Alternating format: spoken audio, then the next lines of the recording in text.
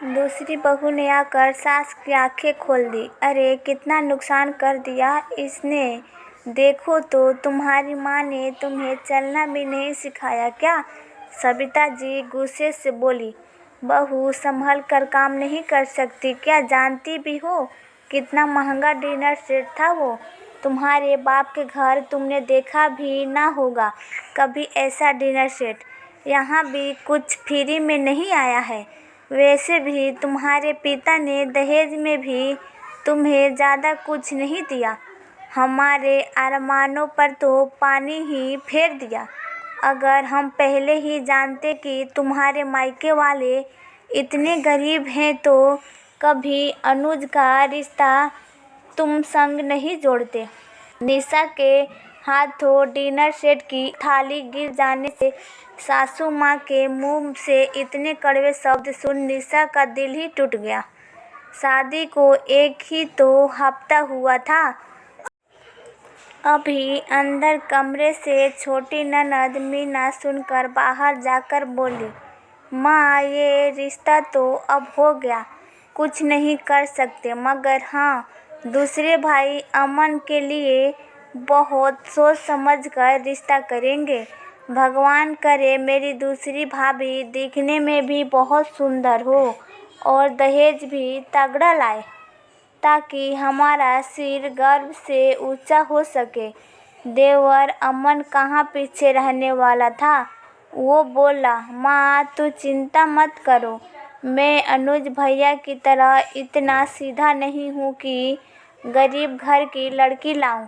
मैं तो ऐसी जगह शादी करूँगा जो लोग मालामाल भी हो और लड़की दिखने में भी कई गुना सुंदर हो। निशा ने पति अनुज की तरफ देखा तो अनुज भी चुप थे। निशा के आंसू लुढ़क कर गालों पर आ गिरे मगर कोई चुप कराने तक न आया। वैसे भी ऐसे लोगों से अपेक्षा क्या करना जो इतने कड़वे शब्द बोलते हो। आज निशा का पूरा दिन गुमसुमा बीता। रात को जब अनुज कमरे में आए और निशा को उदास देखा तो वो बोले, घर वाले की बात को दिल से ना लगाओ निशा, वो लोग बहुत लालची हैं मगर मैं ऐसा नहीं हूँ। मैंने तुम्हारा साथ जिंदगी भर का गठबंधन जोड़ा है। मैं तुम्हें कभी अकेला नहीं छोड़ूंगा। तुम मुझ पर विश्वास करती हो ना। निशा ने धीरे से सिर हिला दिया। अब तानेबाजी का रोज का ही काम शुरू हो गया। कभी देवर अमन, कभी ननद मीना तो कभी सास सविता जी कुछ न कुछ कह देते जिससे निशा के दिन उदासी भरे बीतने लगे। बस एक बात की खुशी थी कि जिससे शादी हुई थी वो इंसान बहुत अच्छा है। अनुज शांत स्वभाव के व्यक्ति थे। वो घर में कुछ झगड़ा नहीं चाहते थे, इसलिए खुद भी शांत रहते थे और निशा को भी शांत रहने को कहते थे। दिन महीने साल बीतते गए मगर आज तो घर वाले ने हद ही पार कर दी। घर के जेवर गायब होने पर निशा से पूछताछ शुरू कर दी। अब अनुज भी तिलमिला उठे। वो बोले, आज तक मैं कुछ नहीं बोला क्योंकि मैं घर की शांति भंग नहीं करना चाहता था, मगर बस अब बहुत हो गया। आप लोग मेरी निशा पर इतना बड़ा आरोप कैसे लगा सकते हैं। ये बेचारी हर रोज सब कुछ सुनकर भी चुप रही, एक शब्द न बोली। शायद यही वजह है कि आप लोगों की हिम्मत आज इतनी बढ़ गई। चलो निशा, अब हम यहाँ एक पल ना रुकेंगे, बोलकर अनुज ने अपना और निशा का सामान पैक करना शुरू कर दिया। वो दोनों घर छोड़कर चले गए और एक किराए के घर में रहने लगे। थोड़े दिनों में छोटे भाई अमन की शादी का कार्ड मिला मगर घर में कोई फ़ोन नहीं आया। निशा अनुज से बोली, जो भी हुआ भूल जाते हैं। अमन की शादी में हम नहीं जाएंगे तो अच्छा नहीं लगेगा। आखिर आप उसके बड़े भाई हैं। अनुज बोला, घर वालों को भी तो ऐसा लगना चाहिए था कि मैं घर का बड़ा बेटा हूँ। सिर्फ कार्ड भेजने से क्या मैं चला जाऊंगा? अब क्या मैं इतना पराया हो गया हूँ कि कोई मुझे एक फ़ोन करना तैयार नहीं है? अनुज नहीं माना और वो लोग शादी में नहीं गए। 2 महीने बाद सविता जी निशा पर फ़ोन आया। वो बोली, जो हुआ सब भुला जाओ और अपने घर फिर से लौट आओ। पहले जो निशा समझ नहीं पाई कि अचानक सासू माँ इतना प्यार क्यों बरसा रही है। जब उसने सब अनुज को बताया तो अनुज को भी सुनकर हैरानी हुई और आखिर निशा के समझाने और मनाने पर अनुज घर चलना तैयार हुआ। निशा घर आई। पहली बार देवरानी स्वाति से मिली और सोचने लगी, घर वालों और देवरानी ने जैसा चाहा था वैसी लड़की मिली है।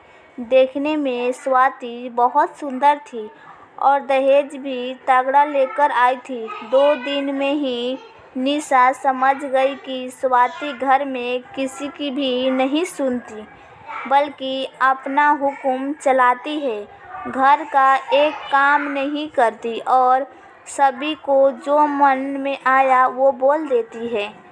निशा ने आकर जैसे ही रसोई संभाली, सभी घर वाले खुश हो गए, जैसे शायद इसी बात का इंतजार कर रहे थे कि कब निशा वापस आ जाए। निशा गाय जरूर थी मगर बेवकूफ़ नहीं। आज भी घर वालों ने उसे सिर्फ ज़रूरत के लिए याद किया था। उन्होंने जैसी चाही जैसी वैसी बहू तो वो ले आए थे, मगर ये दूसरी बहू सभी को अपनी उंगलियों पर नचाती थी। आस पड़ोस में पता चला कि घर वालों ने स्वाति की सुंदरता और दहेज की बहुत तारीफ कर रखी थी और वही निशा का तो कोई नाम तक नहीं लेना चाहता था। मगर आज फिर से अपने स्वार्थ को पूरा करने के लिए सभी निशा से मीठी मीठी बातें कर रहे थे। अनुज भी सब कुछ समझ चुका था। अनुज निशा से बोला, तुम सब कुछ देखकर भी इतनी अनजान क्यों बन रही हो? निशा बोली, आप कहना क्या चाहते हैं? अनुज बोला, इन लोगों ने हमें बस यहाँ अपना स्वार्थ पूरा करने बुलाया है। इसकी दूसरी बहू स्वाति ना तो रसोई में कुछ मदद करती हैं और ना ही किसी से सीधे मुंह बात करती हैं, इसलिए इन्हें अब तुम्हारी याद आई है। निशा बोली, अनुज मैं भी सब कुछ समझ चुकी हूँ, मगर ऐसे हालत में हम भी इन्हें अकेला छोड़ देंगे तो हम लोग कहाँ जाएंगे? आखिर हम इस घर के बड़े बेटे बहू हैं, क्या हमारा कुछ फर्ज नहीं बनता? अनुज बोला, सच निशा, तुम्हारी जैसी पत्नी पाकर मैं धन्य हो गया। जो सब कुछ जानते हुए भी घर वालों कितने स्वार्थी और लालची हैं, फिर भी उसकी मदद करने की सोच रखती हैं। जिस घर ने तुम्हें कभी सम्मान नहीं दिया, उन लोगों के लिए आज भी इतना कुछ करती हूँ। तुम्हारे लिए मेरा प्यार और बढ़ गया है निशा। शायद मैं तुम्हारे इन उपकारों को बदला कभी ना चुका पाऊँ। निशा बोली, आप भी कैसी बात करते हैं? हमारा ये गठबंधन इतना मजबूत है कि कोई नहीं तोड़ सकता और हमें हर मुश्किल का सामना साथ मिलकर करना है। अचानक अमन और स्वाति के कमरे से जोर-जोर से चिल्लाने की आवाज़ आई। सभी कमरे की ओर दौड़े तो देखा स्वाति अपना सामान लिए बाहर निकल रही है। सविता जी बोली, बहू क्या हो गया?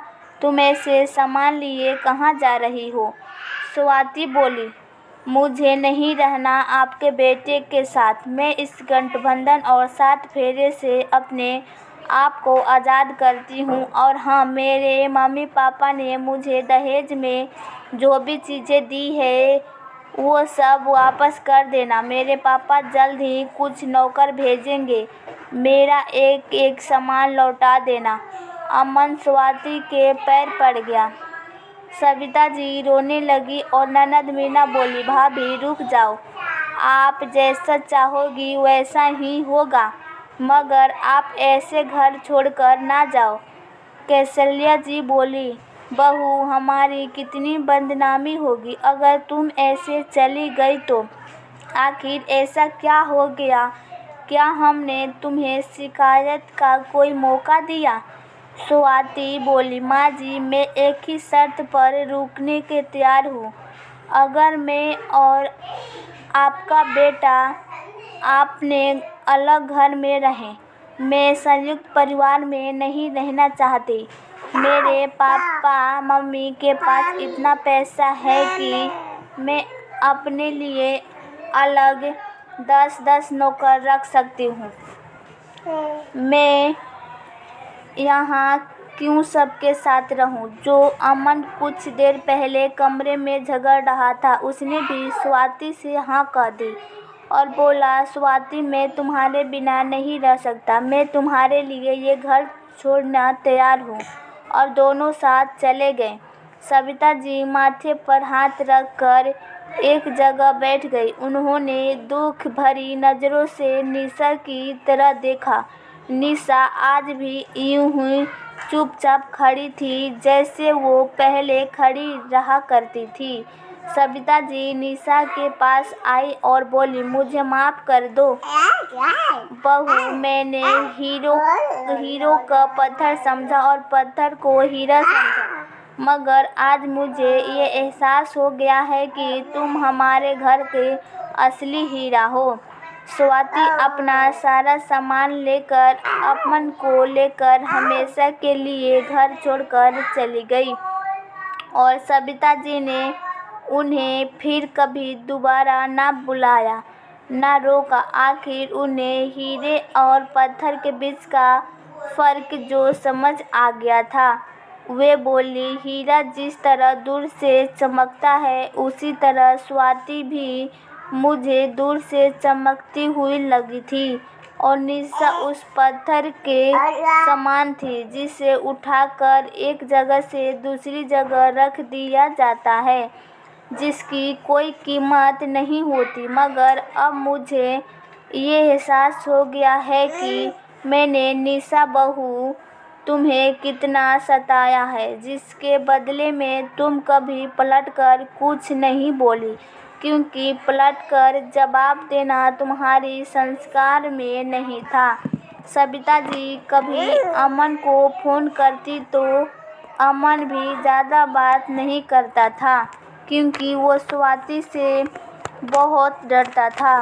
गलती से भी स्वाति अगर पता चल जाता कि अमन उसके घर वाले से बात करता है तो वो उसे हमेशा के लिए छोड़ देती। मगर वही दूसरी तरफ निशा थी जो अनुज को उसके घर वाले से एक रहने की सलाह देती। सविता जी आज निशा की सारी बातें मानती हैं और उसे प्यार भी करती हैं। दूसरी